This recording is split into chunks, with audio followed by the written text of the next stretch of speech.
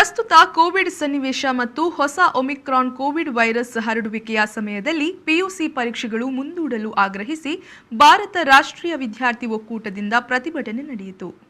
ಹೆಚ್ಚುತ್ತಿರುವ ಕೋವಿಡ್ ಪ್ರಕರಣ ಮತ್ತು ಕೋವಿಡ್ ರೂಪಾಂತರ ಒಮಿಕ್ರಾನ್ ವೈರಸ್ ಹರಡುವಿಕೆಯ ಮಧ್ಯೆಯೇ ಪಿಯುಸಿ ಪರೀಕ್ಷೆ ನಡೆಸುವುದನ್ನು ಖಂಡಿಸಿ ಮತ್ತು ಪರೀಕ್ಷೆಯನ್ನು ಮುಂದೂಡುವಂತೆ ಆಗ್ರಹಿಸಿ ಎನ್ಎಸ್ಯುಐ ದಕ್ಷಿಣ ಕನ್ನಡ ಜಿಲ್ಲಾ ಸಮಿತಿಯು ನಗರದ ಕ್ಲಾಕ್ ಟವರ್ ಬಳಿ ಪ್ರತಿಭಟಿಸಿ ರಸ್ತೆ ತಡೆ ನಡೆಸಿದ್ರು.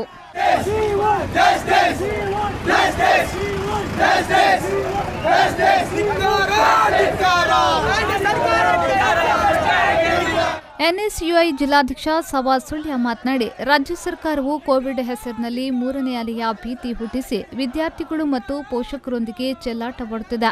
ಇದರಿಂದ ವಿದ್ಯಾರ್ಥಿಗಳು ಹೆತ್ತವರು ಆತಂಕಿತರಾಗಿದ್ದಾರೆ. 18 ವರ್ಷದೊಳಗಿನ ಯಾರಿಗೂ ಇನ್ನೂ ಕೋವಿಡ್ ಲಸಿಕೆ ನೀಡಿಲ್ಲ. ಲಸಿಕೆ ನೀಡಿದವರ ಮಾಹಿತಿಯನ್ನ ಕೂಡ ಶಾಲಾ ಕಾಲೇಜು ವಿದ್ಯಾರ್ಥಿಗಳ ಮೂಲಕವೇ ಪಡೆಯುವ ತಂತ್ರಗಾರಿಕೆಯನ್ನ ರಾಜ್ಯ ಸರ್ಕಾರ ಮಾಡುತ್ತಿದೆ ಎಂದು ಆಪಾದಿಸಿದರು.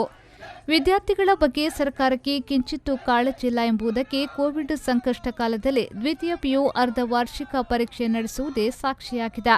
ಸರ್ಕಾರ ತಕ್ಷಣ ಈ ಪರೀಕ್ಷೆಯನ್ನ ಮುಂದೂಡಿ ವಿದ್ಯಾರ್ಥಿಗಳ ಆತಂಕವನ್ನ ದೂರ ಮಾಡಬೇಕು ಎಂದು ಸವಾದ್ ಸುಳ್ಯ ಹೇಳಿದರು.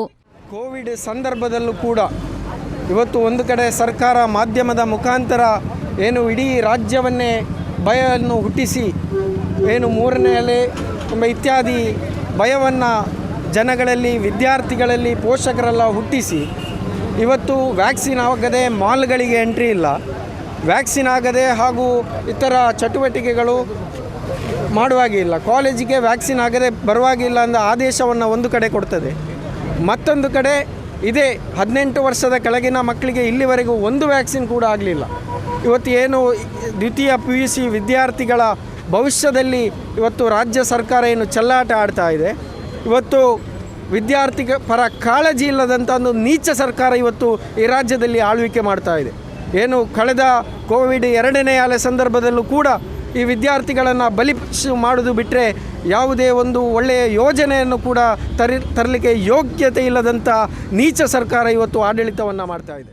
ಈ ಸಂದರ್ಭದಲ್ಲಿ ಎನ್ಎಸ್ಯುಐ ರಾಜ್ಯ ಪ್ರಧಾನ ಕಾರ್ಯದರ್ಶಿ ಸುಹಾನ್ ಆಳ್ವಾ, ಮುಖಂಡರಾದ ಪವನ್ ಸಾಲ್ಯಾನ್, ಶಫೀಕ್, ಅಯಾನ್, ಅಹ್ನಾಬ್, ನಿಖಿಲ್ ಶೆಟ್ಟಿ, ಅಯಾಜ್, ಶಕೀಲ್, ರಾಹುಲ್ ಮತ್ತಿತರರು ಪಾಲ್ಗೊಂಡಿದ್ದರು.